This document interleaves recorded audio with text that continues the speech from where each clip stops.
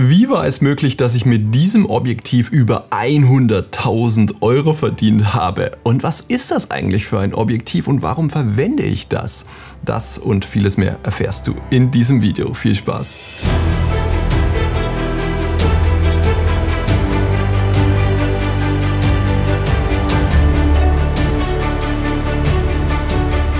Vielen Dank fürs Intro gucken. Du bist auf Amazing Nature Alpha, dem Natur- und Fototechnik-Kanal, und mein Name ist gewohnheitsgemäß Michael. Herzlich willkommen.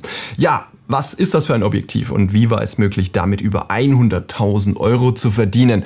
Das erfährst du natürlich, damit es spannend bleibt, so ein bisschen weiter hinten im Video. Zuerst möchte ich aber dir mal zeigen, was ist denn das eigentlich für ein Objektiv und warum mache ich so einen Hype darum?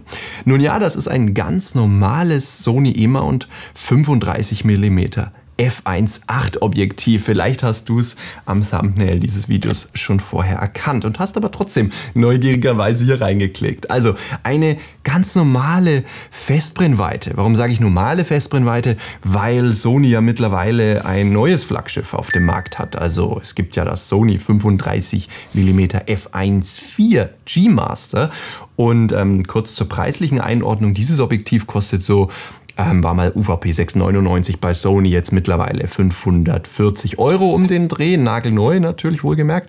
Und das G Master, von dem ich gerade geredet habe, kostet 1.500 Euro. Nur deshalb, weil es einen Blendenunterschied zwischen 1.4 und 1.8 hat. Natürlich gibt es vielleicht auch noch mal ein paar Unterschiede in der Konstruktion und der Güte der einzelnen Gläser und Linsen, die da verbaut sind, ganz klar. Aber hört sich erstmal nicht viel an. f1.8 ist das hier und f1.4 ist das Flaggschiff von Sony. Und das bedeutet aber im Zweifelsfall, dass ihr also wenn ihr hier eine ISO 800 habt, dann habt ihr bei einem 1.4er Objektiv eine ISO 640.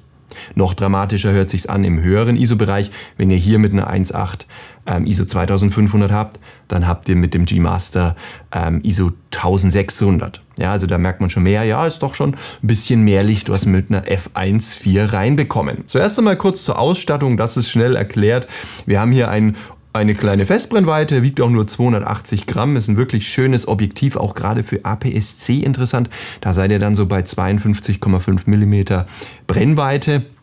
Wir haben einen AF-MF-Umschalter und wir haben eine belegbare Taste. Das war's. Das heißt, es ist ein sehr einfaches Objektiv und das schlägt sich natürlich auch im Preis nieder. Überhaupt gibt es ja 35er, ähnlich wie 50er, wie Sand am Meer.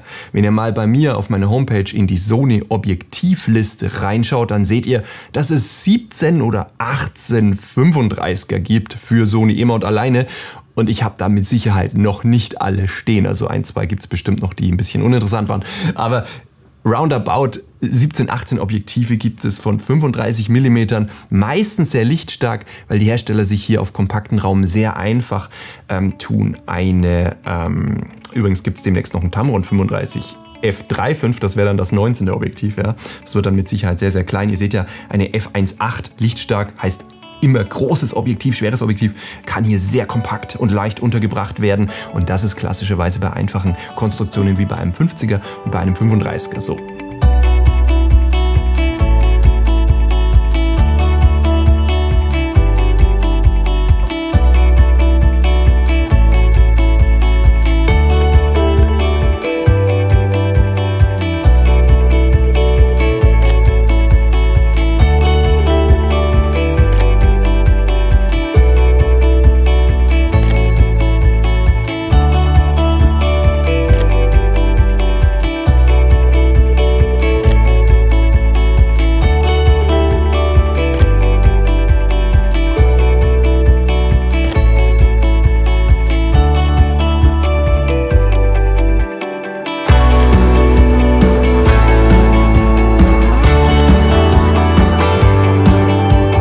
Wir haben hier 9 Blendenlamellen und ich müsste jetzt lügen, wenn das ein perfektes Objektiv ist. Ja?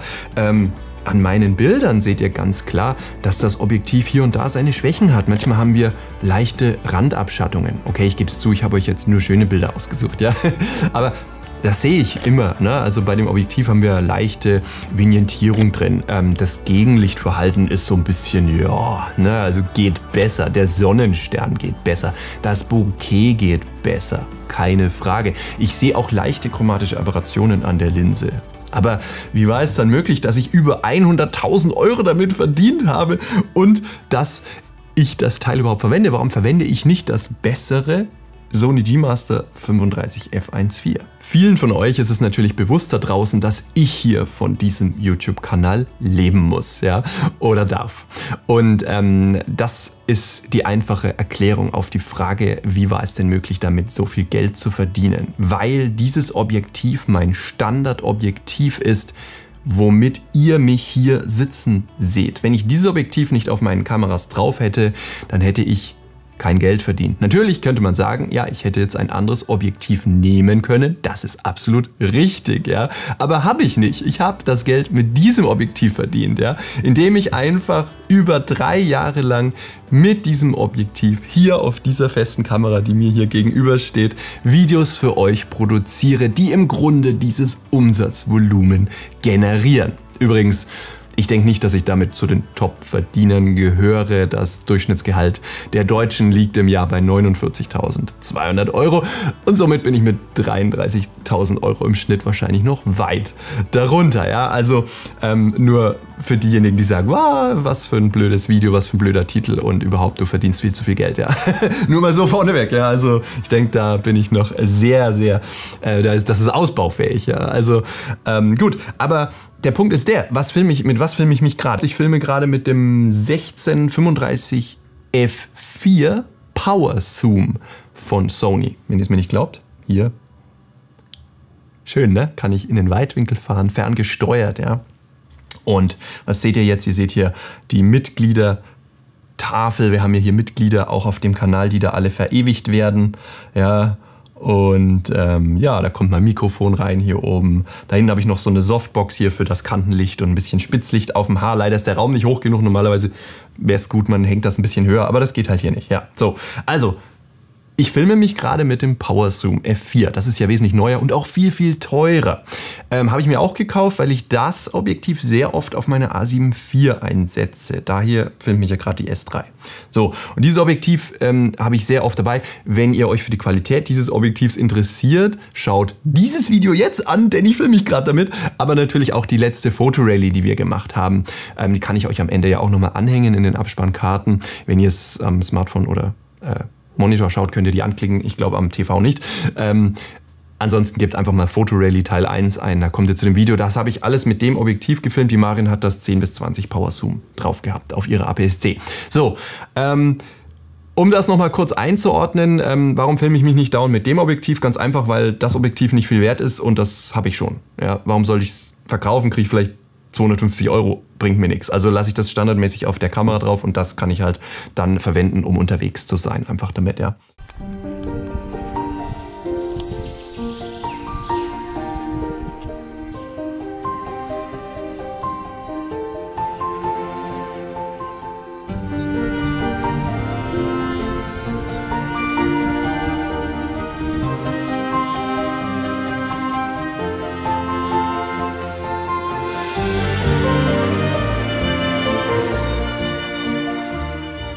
So, und ich muss aber mal auch eine Lanze brechen für dieses Objektiv, weil die Kamera filmt mit Autofokus. Ich habe hier nicht, wie man es damals gemacht hat, dass man bei so Standardsituationen wie hier einen festen manuellen Fokus einjustiert hat, hier auf einem fixen Punkt, damit ich hier immer scharf bin. Sondern die Autofokus der neuen Kameras, sag ich mal, sind so zuverlässig, dass ich hier seit geraumer Zeit, also seit ich das Objektiv habe, filme ich mit Autofokus. Das heißt, gehe ich nach hinten, sagt die Augenerkennung, hey, ich verlagere den Fokus und bin ich weiter vorne. Das heißt, das Objektiv ist ständig am Fahren. Und das macht es schon über 3 Jahre. Ja, zuverlässig, geht immer noch.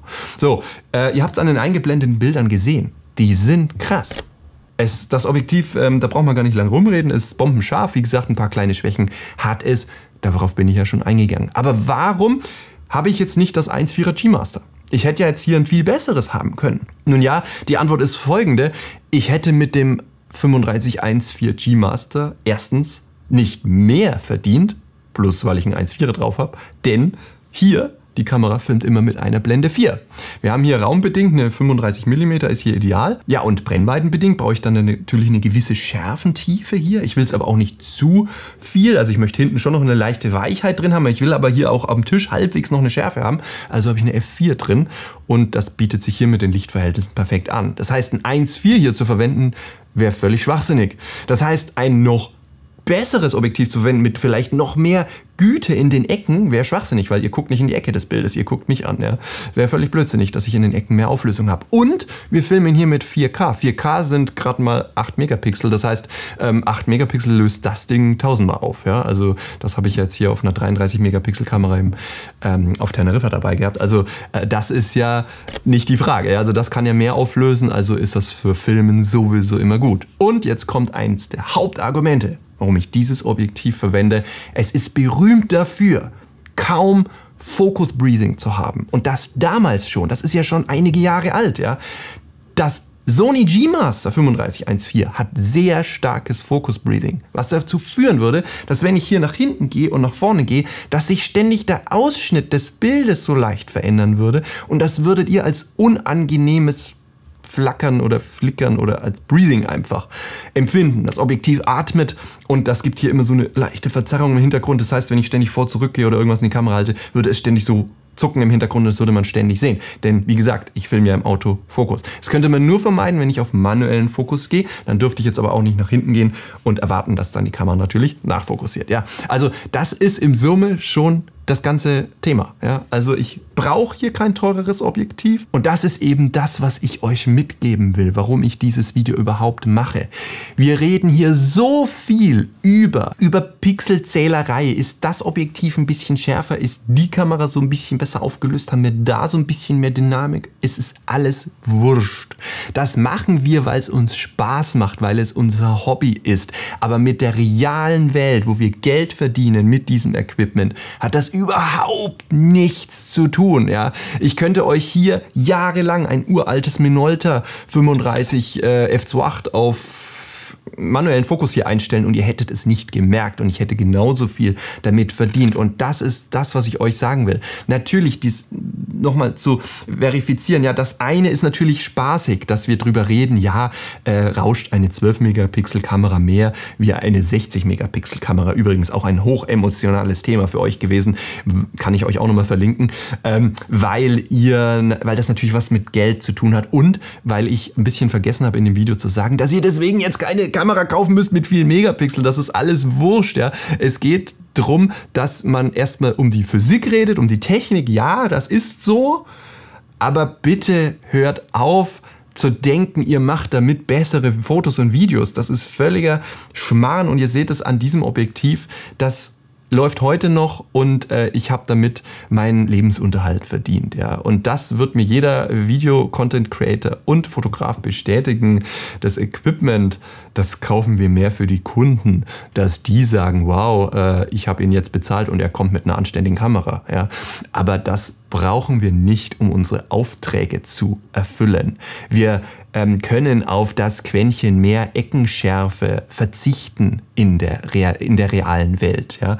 Weil nur natürlich in Randbereichen ist es natürlich sinnvoll, aber in 90% der Fällen, wo wir filmen und fotografieren, ist dieses Quäntchen Dynamik, chromatische Aberrationen und über was für Fehler wir hier diskutieren. Sowas von egal. Deswegen ist mir das so wichtig, euch da aufzuklären und zu trennen zwischen dem einen Hobbysektor, der da echt gern den Finger in die Wunde legt und sagt, ja, aber der hat gesagt, das ist besser und nein, du hast das schlecht getestet, weil der andere hat gesagt, das ist doch schärfer und da sind mehr chromatische Aberrationen. Das ist alles völlig wurscht, aber ich will diesen Hobbybereich natürlich auch nicht zerstören, der macht uns ja Spaß und ich werde weiterhin solche Videos machen, wo ich auch mal sage, ah ja, das Objektiv ist aber ein Tacken schärfer in der Ecke. Ja, aber mit der Praxis hat das überhaupt nichts zu tun. Mit der realen Welt, wo Geld verdient werden muss, ist das völlig wurscht. Ja. Bei mir mischt sich das ja so ein bisschen. Ich kaufe ja auch gern aus Hobby-Enthusiasmus etwas, was eigentlich gar nicht nötig wäre beruflich, weil es mir halt Spaß macht. Aber es hat nichts damit zu tun, dass ich deswegen besser arbeite. Das wollte ich euch unbedingt mitgeben in diesem Video. Danke für eure Treue und bis zum nächsten Mal. Tschüss.